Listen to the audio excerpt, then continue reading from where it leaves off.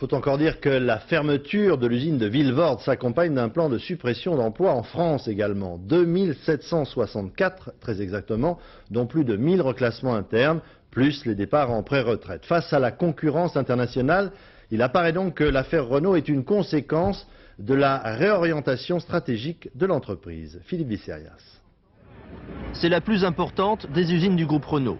De sources syndicales, on annonce aujourd'hui que Flins serait le site le plus touché par le nouveau plan social.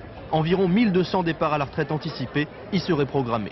Au total, pour 1997, Renault devrait supprimer 2764 postes de travail, auxquels il faut ajouter un peu plus de 1000 reclassements au sein du groupe.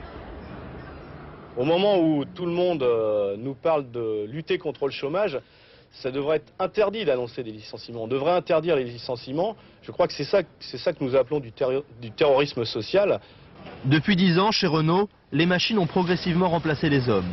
En 1983, année des premiers plans sociaux, celle que l'on appelait encore la régie employait 102 500 personnes, rien que pour le secteur automobile. Fin 1996, il n'en reste plus que 58 528. Supprimer des emplois pour réduire les coûts salariaux et retrouver l'équilibre financier, Renault a dû prendre des mesures radicales. Mais dans un contexte commercial catastrophique, ça n'est pas suffisant. Renault fait des gains de productivité de 10% par an à peu près. La croissance moyenne du marché est de 1%. Donc mécaniquement, chaque année, Renault doit supprimer 9% de ses emplois. Tant que le marché français croîtra aussi faiblement, tant qu'il y aura tant de surcapacité installée, eh bien, il faut accepter l'idée que malheureusement, Renault fera des plans chaque année d'adaptation de ses effectifs. Autre élément, la guerre des prix à laquelle Renault n'était pas préparé. Un temps dopé par les primes gouvernementales, Baladurette et Juppette, la marque s'est retrouvée l'année dernière face à une concurrence beaucoup plus compétitive.